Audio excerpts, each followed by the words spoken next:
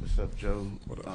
Initially, well, congratulations, and just your thoughts on getting the award. Well, thank you. It's amazing. Feels good, obviously. That's something that I dreamed of, and I've always wanted. Especially when I started, playing basketball. That was always the goal, and obviously there's other goals and stuff, but this is just one step to whatever I want to accomplish, which is to win championships, and we're right there, so it felt pretty good. For a follow-up question, I guess I was there like when they first drafted you.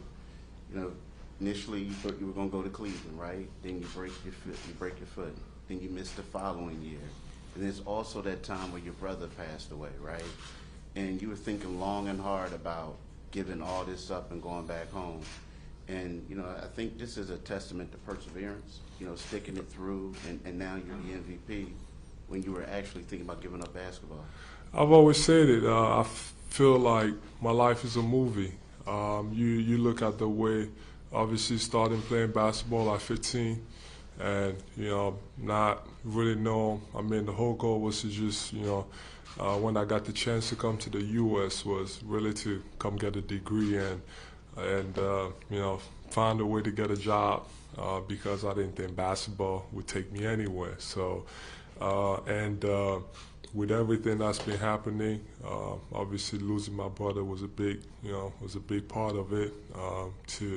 Almost leading me to quitting basketball, not wanting to come back because I felt like it was kind of my fault because I left Cameroon, I left my family, and I felt like I should have been there to do something, and that was also at a period where it was a lot of dark times, missing two years because obviously the foot and everything going on really around the organization, outside of basketball.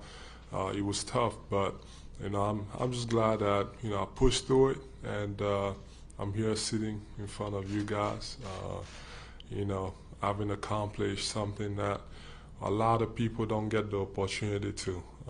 It's hard. It's hard to win in this league.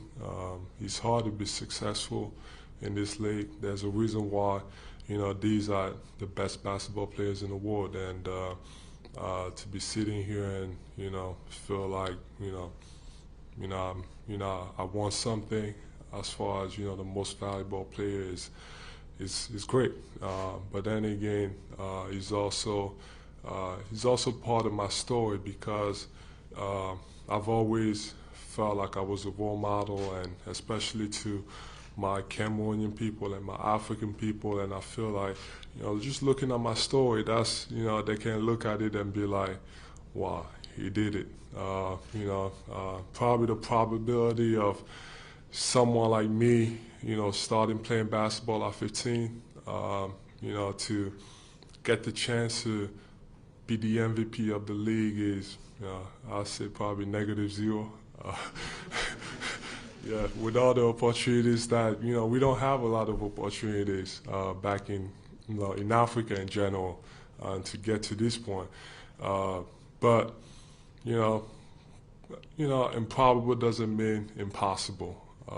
And, you can accomplish anything you set your mind to as long as you believe in it and, you keep working hard, anything can happen.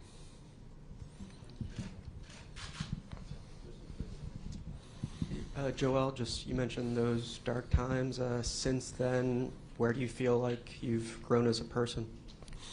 I'll say the biggest key of it is obviously, it's all about family. I don't talk about it a lot.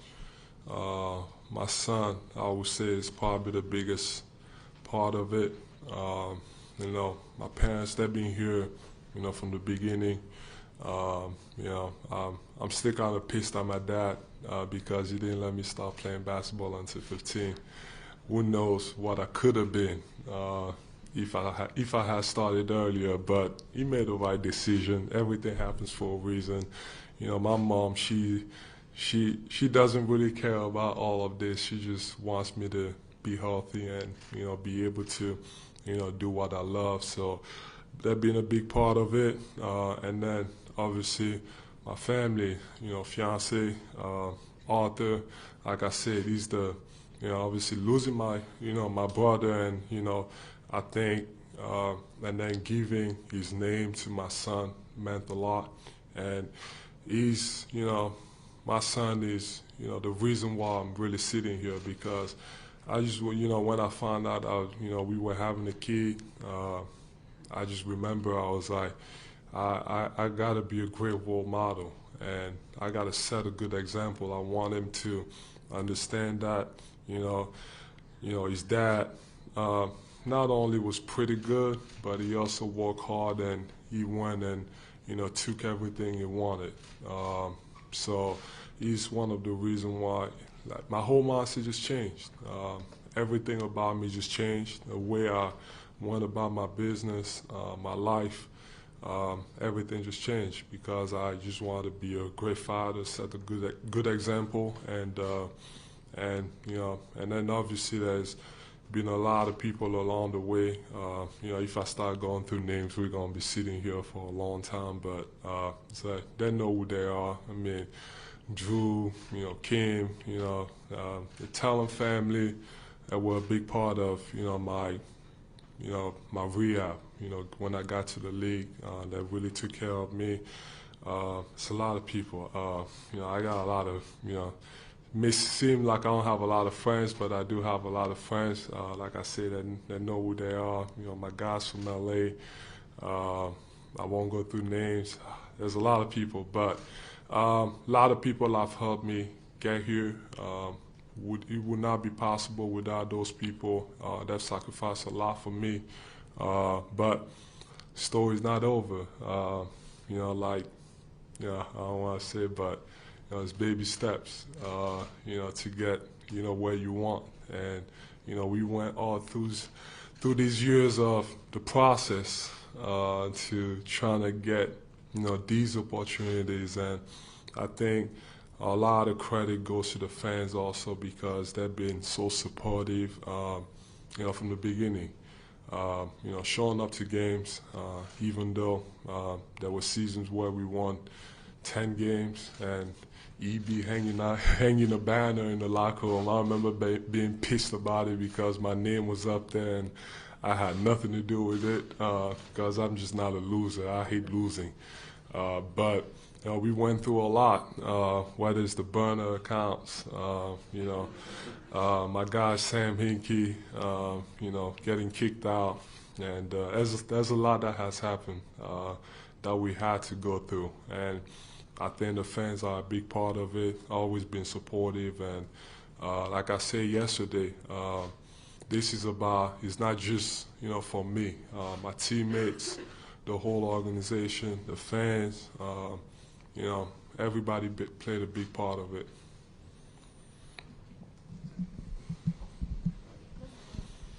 You talked a bunch about how you don't care about winning this award. We saw your the way emotions went through you last night. You talked about how you dreamt about doing this. I was curious, what has been the thing that's stood out to you about why this matters so much to win this award? I think a lot of people have this misconception of you know, the difference between being competitive and wanting to win everything possible. You know, I don't want to win this award because, you know, it's just the MVP. I want to win it because it means a lot to me. Like, you know, like I said, I went through a lot, and that's just a validation of, you know, that everything, the sacrifices and everything you went through, you know, is paying off in some ways. And, you know, obviously winning a championship is going to be way better, and we have that opportunity. But, you know, I'm just competitive. I want it all. I want to win everything that I can get my hands my hands on, and everybody around me knows that. You know, it doesn't matter if it's about basketball or if you're playing a game, you know, in life or whatever. I want to win everything. I want to be first, and you know, like I said. Now, I know I've always said I don't care, but it was just for you guys to leave me alone and not ask me questions about it. But, you know, I do care in a way that it means that, you know, I just, you know, you validates, like I say, validates everything, you know, all the work that you put in, and just to be sitting here is just, you know, is amazing. You mentioned before how you appreciate being a role model for everybody back home. You're the first person to win MVP who came from a BWB camp. I was curious, especially given your late start and, you know, kind of getting your first chance there. I was curious what it means to you to be able to be kind of a trailblazer in that regard, and as part of showing people that they can accomplish things, to be the first person to do that. Oh man, that's I didn't even know. That's pretty crazy. And you know, like I said, improbable doesn't mean impossible. A lot of us don't get these opportunities to come to the U.S. and get to go to high school and go to college and have a chance, you know, to be on an NBA roster, let alone being an all-star. You know, I was talking to, you know, Luke is another big part of why I'm sitting here, because he gave me, you know, these opportunities, and it's like, oh man, it's crazy. Like, we were just talking about the whole journey of, you know, what it took for me to be here, and he just feels amazing. And like I said, being a role model, and mainly to my African people, that's the best of all, because I want us to succeed. You know, for us to usually achieve something, we have to work, you know, twice as hard as everybody else, and I want them to understand that, yeah, we can do it. It's possible. You know, you just gotta be a little lucky, but it's possible if you know, if you get this opportunity. You gotta, you know, just keep going and believe in your goals, and it's gonna happen. Just real quick, obviously you just went through shoot around. How are you feeling coming out of that, and how do you feel about tonight? And how have the last couple of weeks been? Given I know you spent the season hoping to not have to be in a situation where you're playing through an injury like this and missing time during the playoffs. Yeah, it's, you know, it's tough.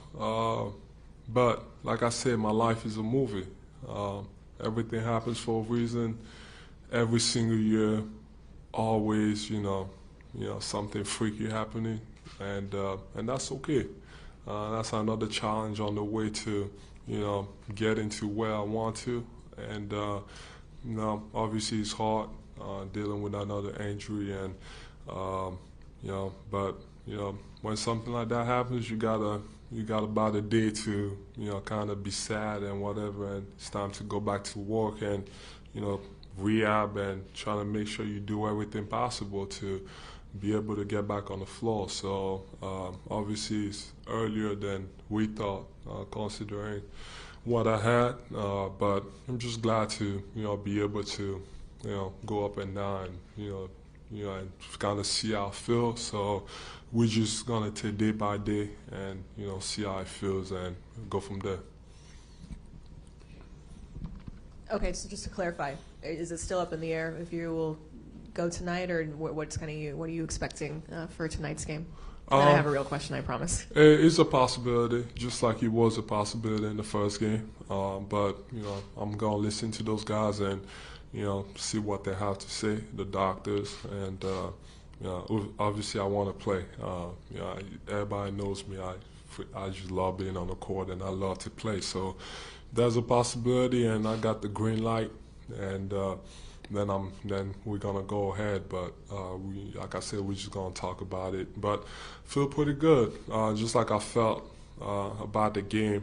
You know, last game, I felt like, you know, we had a huge opportunity and that we were gonna win. And tonight, whether I play or not, I believe in those guys. Anything can happen, then I think we got a huge chance to win the game. And then just broader speaking, we've obviously seen the statistical jumps, the numbers you've put up the last couple of years, but when teammates talk about you, they often talk about your leadership strides, and I know that's kind of an intangible thing that can be hard to quantify, but how have you, over the last couple seasons, maybe kind of made a concerted effort to be more of a leader? How have you gone about doing that? Because knowing your personality too, I think that kind of maybe seems like it might have been a little unnatural for you at times. I think when it comes to leadership, I don't think that's something that I really push to be. I remember having conversation with Coach Brown about what kind of leader I should be and what kind of leader I want to be, and he offered me a couple examples. Obviously, he has a lot of history in the game of basketball. Obviously being around the Spurs and Tim Duncan and how they used to go about their business, and it took me a while to kind of figure out how I wanted to lead. Obviously, everybody's different. I'm not going to be the guy to just go out and yelling at people or be all hype and all that stuff. That's just not my personality. But the way I can do it is, by pushing my teammates in a positive way and sometimes in a negative way, just to get a reaction out of them. Because it's all about studying. Guys too. Some guys, you want to be as positive as possible, and some guys, you can be a little bit negative, and they're gonna take it and they're gonna want to be better, and that's also me. I actually like when people are negative. I like when you guys tell me that I can do something or I can accomplish something, because I'm gonna go out there and the foul night and show you that I can do it. So I think over the years I just found a way to just kind of relate more with my teammates. Obviously I don't do anything outside of basketball as far as whether it's going out and going to dinner. I just hate restaurants and stuff, so that's not me, but sometimes I do it. But I think the guys around me, they've also been extremely helpful. They've allowed me to just be myself, and then also just take me as I am, and that's been great. And Tyrese is a guy that I would probably put in the position of just understanding me and understanding that if I'm gonna criticize him, he knows it's because I want him to be better. Some other guys, in the past, I don't know, or now they might have, took that criticism as like, oh, he's mad, something, he has a problem with me. But no, it's not me. I want to win, and I can't win alone, and I need all of them, and they do understand it. So I think that's why this team is, is different and special. Joel, there was an interesting video posted last night of you finding out the news and your reaction. It seemed like you let a lot of emotion release, and one of the more poignant moments in the video was James Harden coming over, a former MVP and a guy who's been in your shoes, and it seemed to say a few words to you. Can you talk about, were you relieved, were you elated, and what did he say to you in that moment? Honestly, I don't know what was going on in that moment. I really, I told myself, I was like, if I'm gonna win, I'm not gonna have any emotions. I'm not gonna cry, and I'm just gonna, be happy and have a straight face. But I ended up doing the opposite, which that was unexpected. But all the guys, I wanted all the guys to be there because they're a part of it. They're one of the reasons why I was sitting there and getting that accomplishment. And James is, man, I don't even know where to start. I think since he's been here, I think he won't tell me that, but I think he kind of made his goal for me to be the MVP.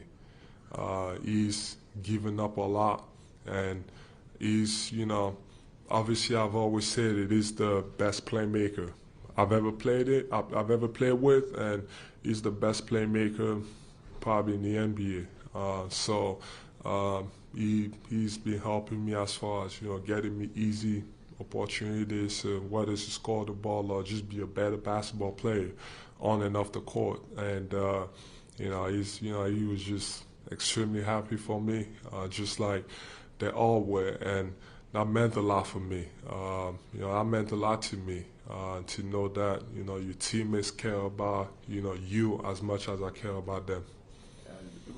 Were there any reactions from the? It's been several hours.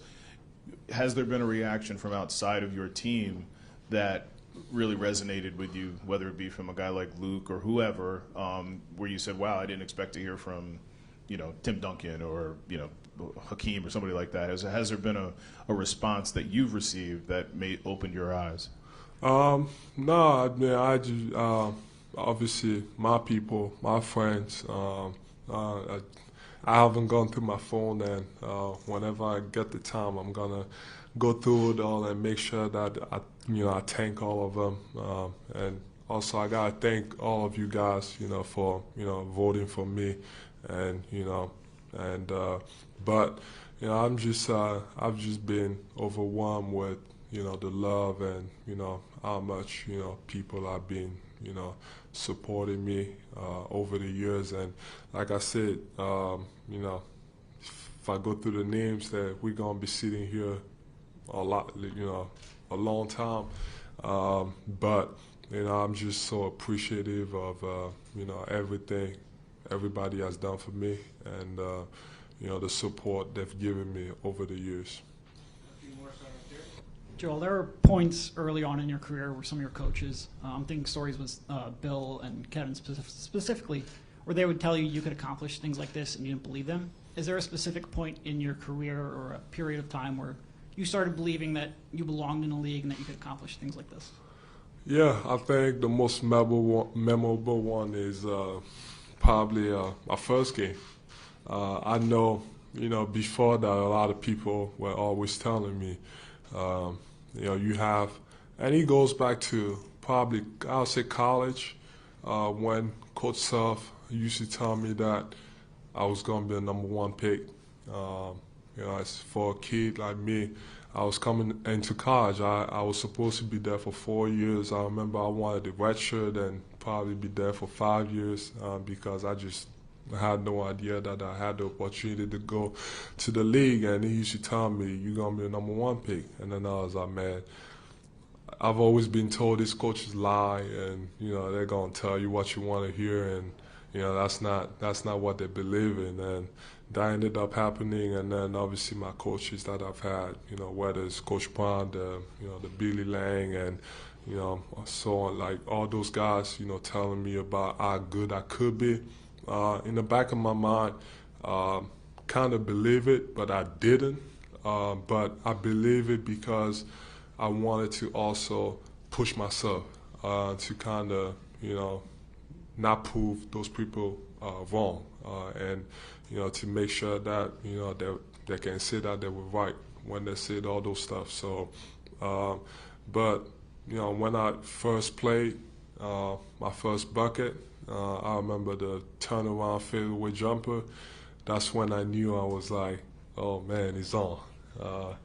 It's about to be scary for everybody else, because he just, I remember calling Drew after the game. I was like, damn, that was easy. My first game, I'm like, playing against Steven Adams, strong dude, and, these guys have been in the league for a long time, and well, that was, minute restrictions, 20-point. I was like, pretty easy. I was like, but got a long way to go. But that was probably when I knew that,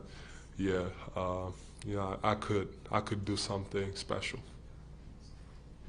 So, I mean, how much better does it feel getting this award, coming off a win in Game 1?